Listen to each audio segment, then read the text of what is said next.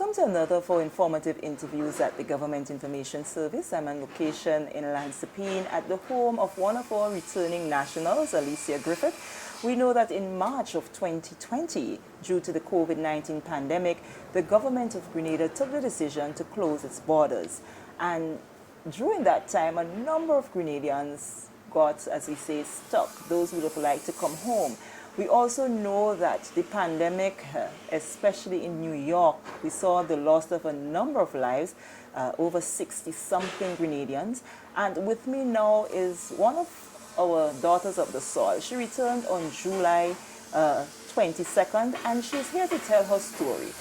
How it has been for her in terms of understanding the government protocols, what has to be in place, the fact that she has a home in Grenada, but when she gets here, she cannot come to that home. She has to go in one of the government quarantine facilities. And so she's going to tell us all about that process. But before she does that, I just want her to share with us the experience in New York with the COVID-19 pandemic. Alicia? Hello. Thank you for having me. Being in New York during this time, it's been quite interesting. I didn't like the experience at all because, you know, coming from an island like this, we're always outside. And in New York the entire time, you know, at one point we had to lock ourselves down. A lot of people were not taking this pandemic seriously, so I had to do what I had to do to protect my family. So at one point I stopped everyone from coming into our house because I just found people not being disciplined enough, knowing that people were dying. They were not taking this pandemic serious. And so I had to do my part to protect us and stop everyone from coming in. But being there and seeing the amount of people dying, it really made me realize how important diet is, and exercise, and to be honest, health and well-being overall. Because as you know, in America, it's people just work. Not a lot of people take time off to sit and have a meal. Some people have 2-3 jobs that they're doing to make, you know, ends meet. And so this pandemic happening, a lot of people were sick and they didn't even know they were that ill. So with this pandemic starting, and as you know, the respiratory system is the main place that it hits, people were not prepared health-wise, and I think that's the reason why we had a lot of deaths there. But I'm just happy to be home, away from there. Okay. And yeah. Okay. So you have a daughter. Yes. She has to go to school, and so in Grenada, what we've seen happening is the whole issue of the virtual school. And so how has the pandemic affected your daughter? Because we know children, she's just 13, and you would have made friends. You look forward to going in the physical classroom and being with your friends. How did it affect your daughter, and how did you help her to transition and understand what's happening? Well, that's another powerful thing. It's so important when you're bringing up children to be able to bring up a well-rounded child. And so I really tried my best in doing that, and I didn't realize I was preparing her for a pandemic. Okay. Because she loved virtual learning. A lot of these kids, as you know, they're very social media savvy, so they were still able to communicate with each other. But she found virtual learning fantastic because what she realized was going to school, it's so distracting. A lot of the kids were not disciplined, got disciplined from home. So they came to school for the teachers to discipline them. And a lot of the time they were very disruptive. And so for the first time, she realized how much she covered in the period of time. At going in the classroom itself, she realized that because of the disruption of the children, she was not getting the full day's schoolwork activities. So she loved it. Okay.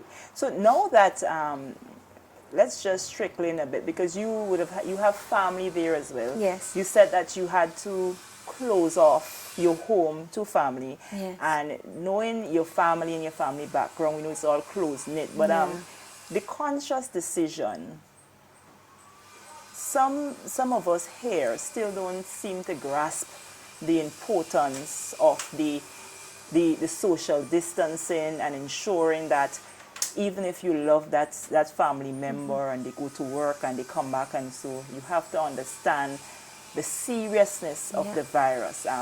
So how did family take that particular decision? I know I saw your daughter in little videos where you would send down I would like to say a line through the window to pick up a package from them, and so how did they take your actual decision? My family thought I was paranoid.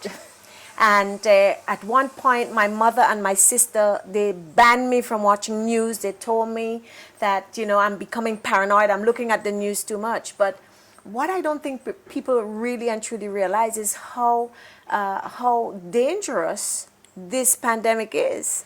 And at one point, I took it extra serious because in March, I was in Grenada and I went back to the US. And on the way back, there were one man sitting a few rows away from me, and a few seats, sorry, and he was very, very ill. He coughed from New York to JFK. And I remember from Grenada to JFK, and I remember getting there and I thought, we're going to be sick. And so I went out and I bought a month's food supply. I stocked the whole place, water, drinks, food, whatever. I just stocked up. And I was basically saying to everybody, you have to stay away, you have to social distance. People are dying, you have to eat well, try and keep your immune system up. But my family was not very happy with this. Sometimes my mother, she had a key to our place, and all of a sudden we would hear the door opening and my mother would arrive. So after a while we had to ban her and say, sorry, but you cannot come here. People are dying. We have to social distance as much as, we love you. You have to stay away. And she understood after. Oh, no, she didn't understand at all. So eventually we had to create a pulley system where we put a rope to a bucket, and whatever she brought, she was able to put it in the bucket, and my daughter was able to pull it up. But she really and truly hated it. But we didn't care at that point because we knew the importance of keeping ourselves safe. And the thing about this pandemic is, it does not have a face. Okay. So I may look well, but I might be asymptomatic and you would never know. So, but I think the hardest part was hugging. I mean, to not have to hug and give people kisses and touch, because as a Grenadian we're very tactile and we love touching and all of those. And I think that was the hardest part, other than letting everybody come in, because I love feeding people as well. So that was hard, but trying to keep them away, that was really difficult. So let's fast track now to Grenada. The borders were closed, and then, well, you always pay attention to the news and stuff, and you heard that Grenada is going to have a little opening up in terms of chartered flights, and so what immediately went through your mind? Because you were monitoring, we had 20-something cases, they went down and so forth. On hearing that, all I wanted to do was get on the flight. All I wanted to do was to come home. At that point, I started thinking about who do I know that own a plane that I can get on, because all I wanted to do was to come home. So many times you listen to Grenadians abroad and they're like, me, I ain't going back there. But there's something special about being home, and especially during a pandemic, more and more you realize, this is our sacred place. And I've been monitoring Grenada, and I was just so proud of the Minister of Health and his team as to how they were dealing with this pandemic. And I just wanted to be here. I just wanted to come home, cost it what it will. So the first thing I did was I got in touch with the embassy in Washington, and I put my name down and I said, any flight going to Grenada, I want to be there. I want to be on that flight. And I remember the day, and also I sent fielders out, and I remember that day when my sister called and said, there is a flight heading to Grenada, and I'm like, I don't care what it takes, I'm getting on that plane.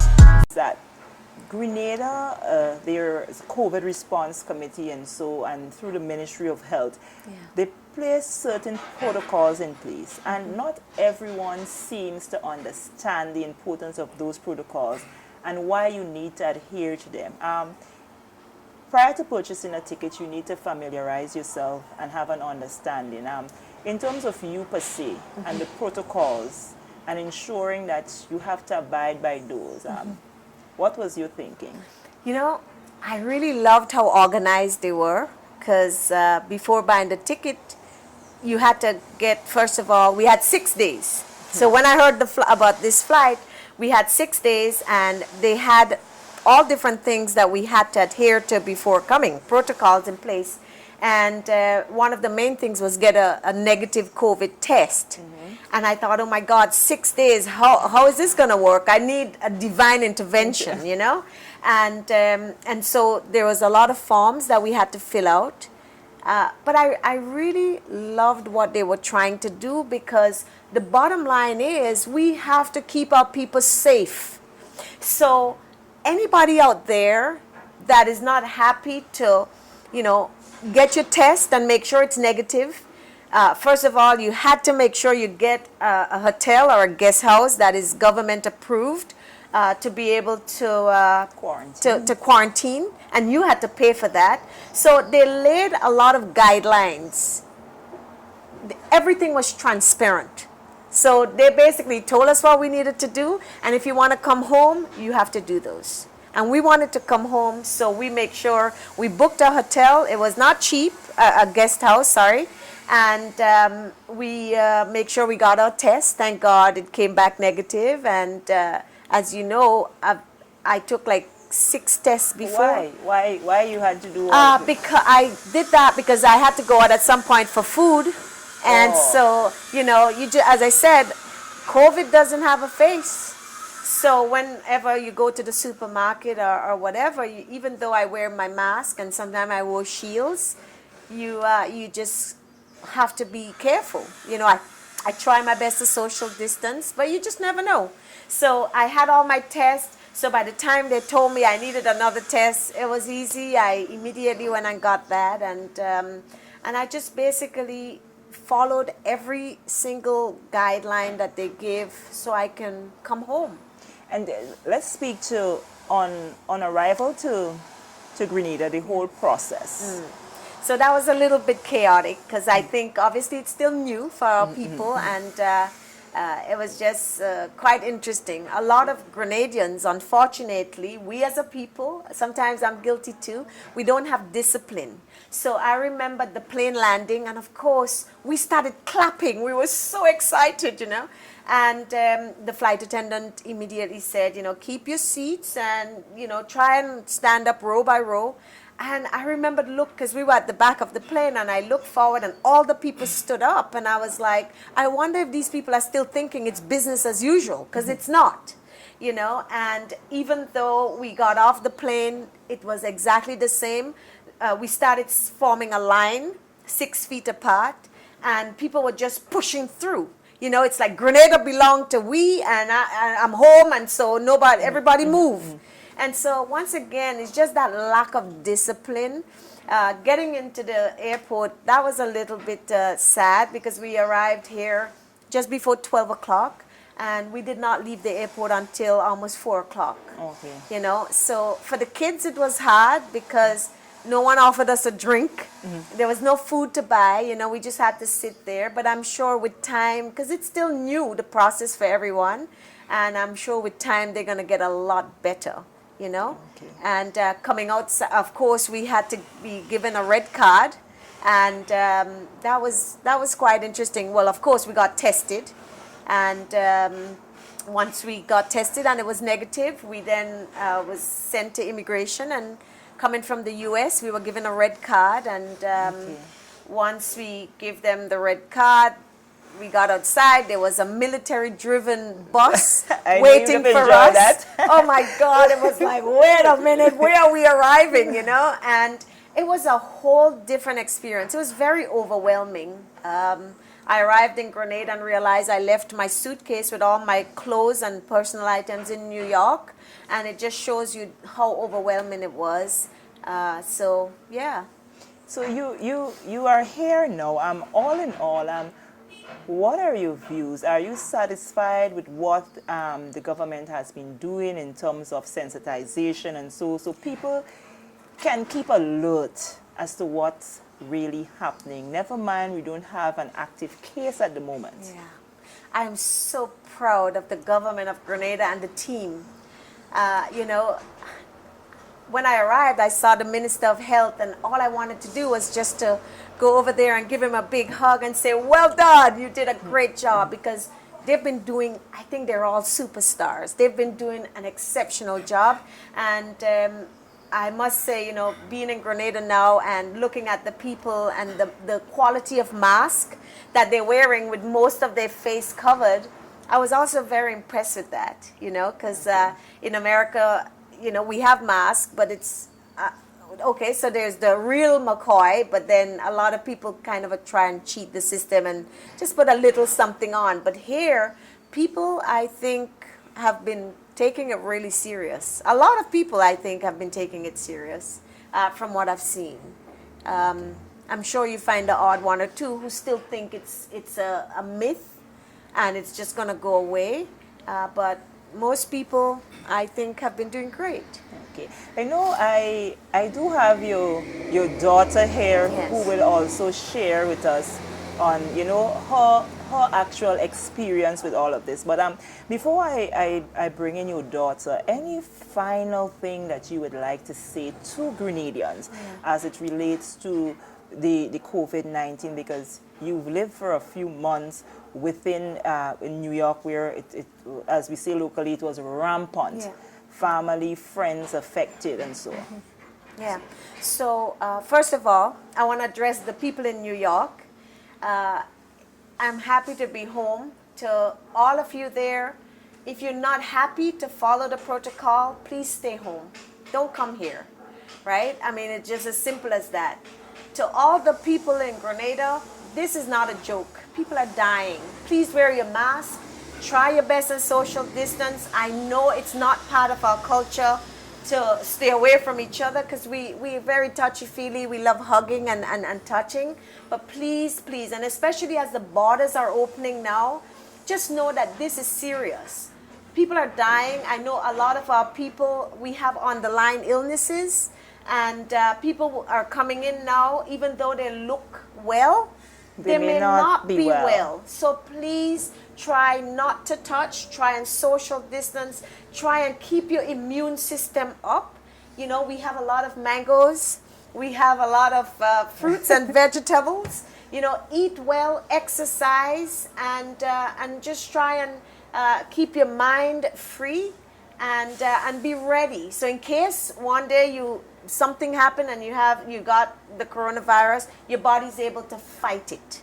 Very you know, and so that's what I'm going to say. And just please stay safe, because this is not a joke. This is really, really serious.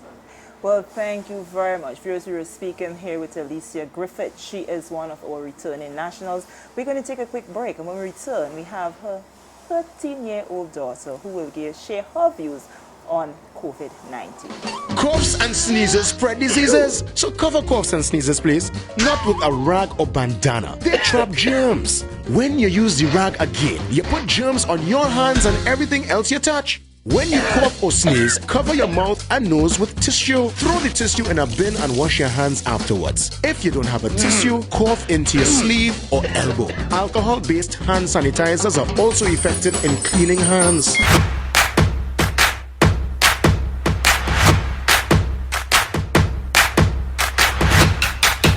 Welcome back. As promised prior to the break, I told you that I would have the daughter of Alicia to speak with us on her experience during the COVID-19 pandemic. I have with me Adriana George.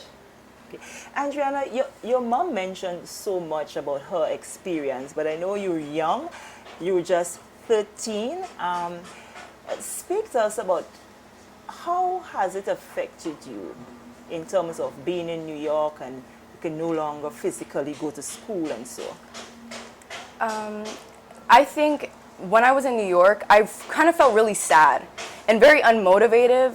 And like I'm usually a very creative person, and I love art and I love making dresses and I love doing many different things, and I just couldn't. Like I just lost my creative spirit. Like I was really down for a really long time.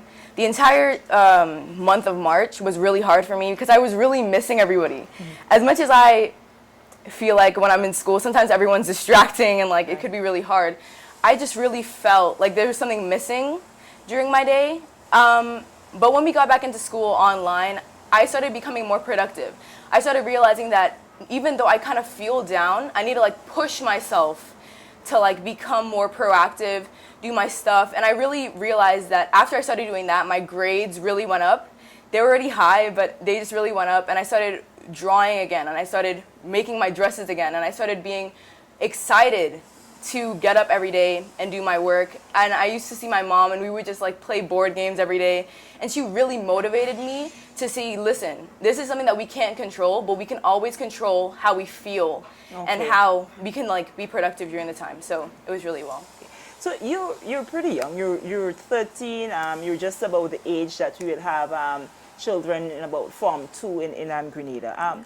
The issue of virtual learning for the youngsters here in Grenada, it came as something new while they are familiar with the different gadgets and so. And I actually like the point you made that your mother was a bit instrumental, and you know, she stuck with you and she explained to you. What do you say to our young students here? It is a different times, you have to understand, because some of the reports we would have had is that, you know, sometimes you meet the teachers and they say the children are not coming online. The importance of understanding the time that we are in and accepting the virtual learning. What would you say to your peers in Grenada? I would just say be adaptable. Know that this is a situation that no matter what we do, we really can't control what's really going on like a in-person standpoint. But just when you adapt to the situation, you need to know that you can still be yourself. You can still express yourself. You can still do your work. And it's really important to understand that we as young people have a lot of control over what we become in life. Even though our parents have some control, we have most of the control in what we become in life. And you need to know that this is just like going to normal school.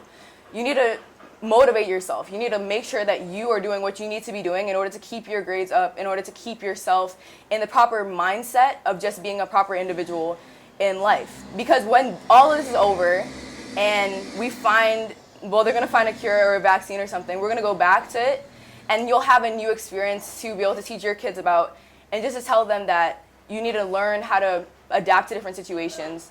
Just focus on your own self and focus on things that you can do to make your experience better for you and for those in your household or for those in your class. Just motivate each other. Friends need to motivate each other. Parents need to motivate their kids. Kids need to motivate their parents. It's a team effort. Okay, very well. So you came down from being in months of quarantine underneath your mother's guidance. Yeah. You came here. Tell us about the experience of going to get that COVID test within the short period of time, getting to the airport, coming to Grenada, and having to be quarantined before you actually come to the comfort of your home. It was very nerve-wracking. The entire time, I just kept on thinking about how my mom was feeling, and I just kept on feeling so sad and like bad for her because we were running from one place to the next. We did tests over and over and over again. We did 6 tests in a row in order to come here, just for our flights to be canceled over and over and over again. And I think it just really shows you how, as I said, you need to be adaptable. I really thought about it for a really long time. When we were in quarantine and when we were out of quarantine, we could just feel like a weight was lifted off our shoulder. And when we were in there, it felt like we were in prison for a crime that we didn't commit. And people were just really adding on to like a stigma onto us as people. We would walk in the garden because that was the only way that we could get outside and get some fresh air. And people from the next door, the security guards, we had 24-hour security guards around us, and they were just like, oh, those are the COVID people. And I actually had to turn to one of them and I had to say, we're just in quarantine. We're here because we're Grenadians and we want to be in a country that we actually enjoy. And like we're here, and we're not people with COVID. We tested negative every time. So I just feel like people need to lift that stigma off of us, because the people who are here put effort and they put the time into wanting to be here because they really wanted to be home. Okay. In speaking to you previously, you made a very important comment that people in the diaspora need to understand. You were making reference to the system in place to protect Grenadians. You care to repeat that? Because I thought coming from a young person, it was very powerful. I think that the system that they put in place is just to protect everybody, to protect us and to protect all of you. We are here, and no matter even if we tested negative, there's still always a risk. And the government really did a great thing in making sure that we were tested over and over and over again, because it's very important to keep everyone else safe. You need to not be selfish. You need to be selfless in this scenario. Even though the testing is kind of repetitive and it can be annoying sometimes, think about the fact that you want to keep your family here in Grenada safe.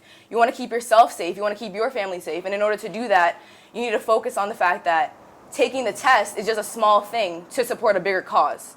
Keeping Grenada safe, there's 0 cases here now, which is amazing, and it's something that all the rest of the world can learn from. But it's really important that we just become selfless people. Taking the test is something that it's really hard because you think about the pain. It's not very comfortable, but just seeing that one test can save all the people on this island from coming in contact with us if we had the COVID. That's just so important and so powerful to just see every single day that we stopped any spreading or any excessive tests from coming in here. Okay. And in terms of you now, you're home, you're here schooling. Is it that you start back online, or you're already online doing schooling, or you are on a break? We're currently on a break. We're starting, I think, in a week. We're going back to school online.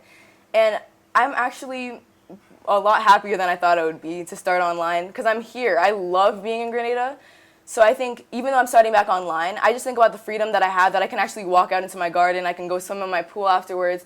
I just think about it like that. And so I think about the benefits less than the downfall. I don't get to see my friends, people that I usually interact with during the school day, but I still get my education and I'll still focus on that. But then I realize I still have those freedoms of being in a country like Grenada where there's no COVID and we can just be free.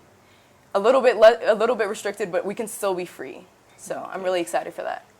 My final question to you, though, if you are to take one thing from this whole ordeal, while we don't know when it would be over, what would that one thing be for you as a young person growing up?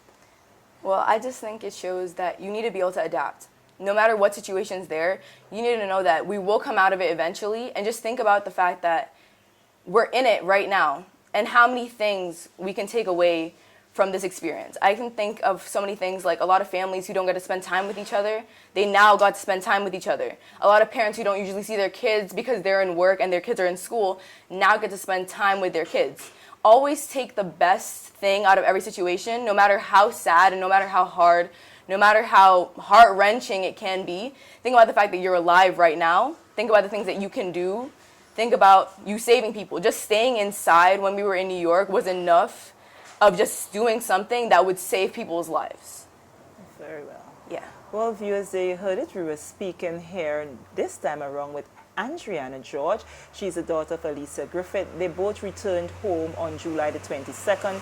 They spoke a whole deal to the protocols and the reason why we need to adhere to the protocols, those of us on island and those of us in the diaspora. It is all for the greater good of the protection of self, family, and friends. So we want to thank you very much for joining us here. And Adriana, I want to thank you so much for being yourself and speaking out as a young person on the importance of adherence and as your mother would have said earlier on, the importance of being disciplined. If you're disciplined, you can get through anything. So on behalf of our entire crew at the Government Information Service that came here at Lansapine to bring you this very important interview, I am Sherry Ann Noel, thanking you for viewing.